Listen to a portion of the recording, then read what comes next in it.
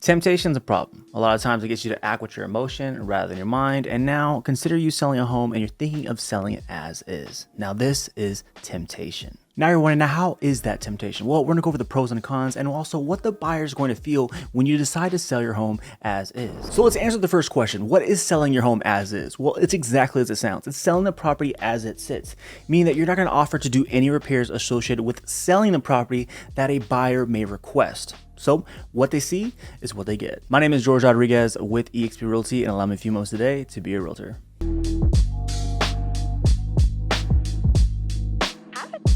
Now you may be wondering, well, this sounds a little bit more favorable to the seller than it does the buyer, and it does work in unison for how it can affect each side of the party, but let's raise some circumstances in which you might consider doing an as-is sale. Some of the circumstances that you may consider in actually doing an as-is sale, for example, maybe the seller isn't able to actually afford some of the potential repairs associated with the sale, so they don't even want to open up the can of worms of what might happen if something is wrong.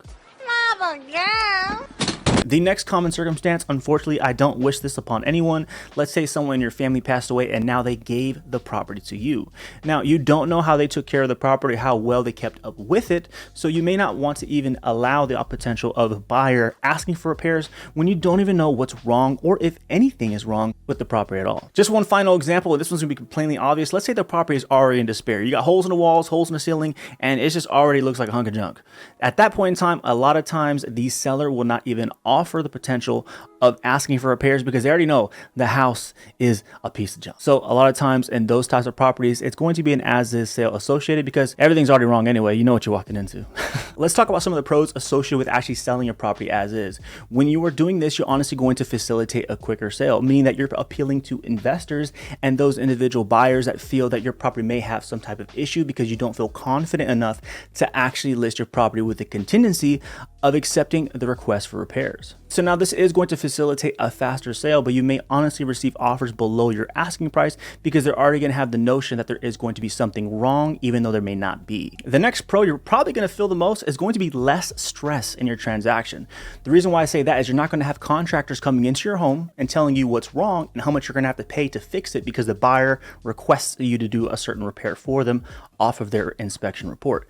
Now, of course, even though you did say an as-is sale, the inspector is still welcome to come in to see your home because they're allowed the ability to do their own due diligence. With this less stress, you're probably gonna save some years off your life and your mental health because you're not gonna have to deal with the uncertainty of what cost could be to fix something that could be wrong with your home. The next pro that you're going to feel is going to be the financial savings of not having to do any repairs on your property. Now, of course, this does go hand in hand. If you feel like your property is going to be in good shape, then it will financially behoove you to actually remove the as-is sale contingency from the sale of your property. But also, if your property is in a little bit of despair, you may not want to deal with that or open the can of worms if you already feel something is wrong and could cost you dearly. Now, the last pro is going to be the clear expectations that you're going to be creating for the buyers that are entertaining your property because you don't want to do any repairs. And you, by saying that up front, you're not leveling the playing field and letting them know that, yes, you are able to do your own due diligence on the property, but what you see is what you get, and this is how you are going to be offering your property to them. Now, the cons of selling as is, in my personal opinion, are going to outweigh the pros that you're going to receive when doing an as-is sale on your property.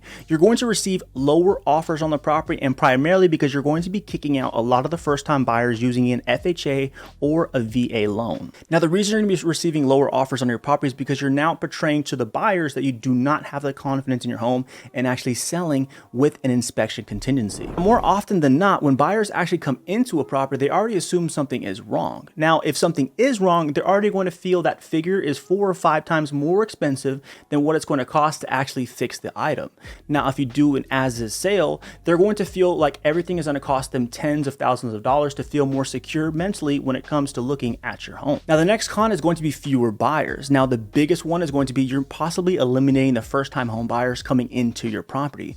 FHA and VA loans are predominantly used by first-time home buyers to actually get in to purchase a home. Now, the reason why you're eliminating these buyers is because when you say as is, when that FHA or VA appraiser comes in, they're going to take a look at your property in terms of foundation, structure, and roof, and also the coding associating with safety of the property. And if something is wrong and they come to you and say, hey, you have to fix this, or this buyer will not get approved for their financing, you are eliminating them from actually participating and placing an offer on your property. So now by selling as is, not only have you eliminated the biggest buyer pool potentially for your property, but now you're going to be giving it the stigma that it's now a fixer, that something has to be fixed with this property. So now you're appealing to investors, the wholesalers. So now you're going to be getting offers at cash way beneath your asking price, or potentially financing offers that are doing the exact same thing.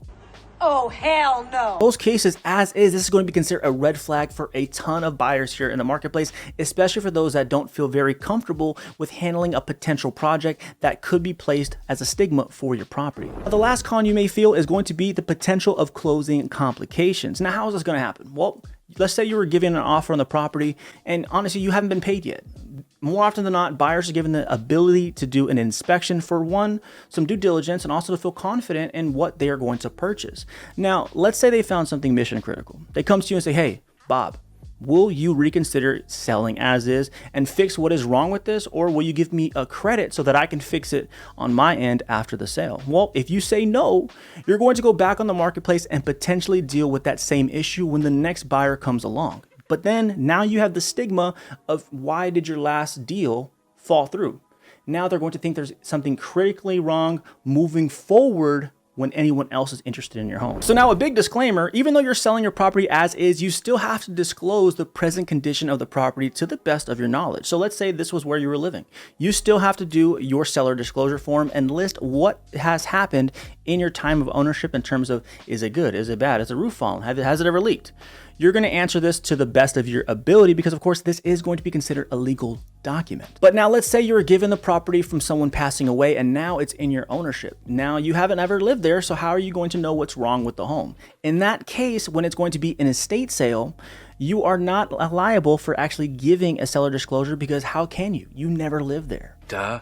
When considering and actually doing it as a sale, you need to have an honest conversation with yourself in terms of pros and cons, because it may be more detrimental to list as is rather than just actually giving the buyers a contingency of asking for certain repairs. Now, when it comes to buyers actually asking for repairs, you don't have to give up everything associated with their repair request. This is where a good agency like myself, when I represent clients, is that when someone asks for certain things to get fixed, what we're going to do is we're going to pick the ones that we feel are going to be least expensive for the client. Now, this is where it's give and take, because now the buyer has to choose what is more important, because we're not going to fix everything, because why would we? Now, this is where the power of good representation comes into play when you're actually deciding to sell your property as is or not. The last major tip I would give you if you're going to consider selling your home is getting a pre-inspection done on your property, regardless if it's going to be an as-is sale or not. Reason being, you're going to have an inspector come into your home, complete the inspection, and give you a report. For every single buyer that is actually interested in your home, you can give them that report and they can see that before they place their offer.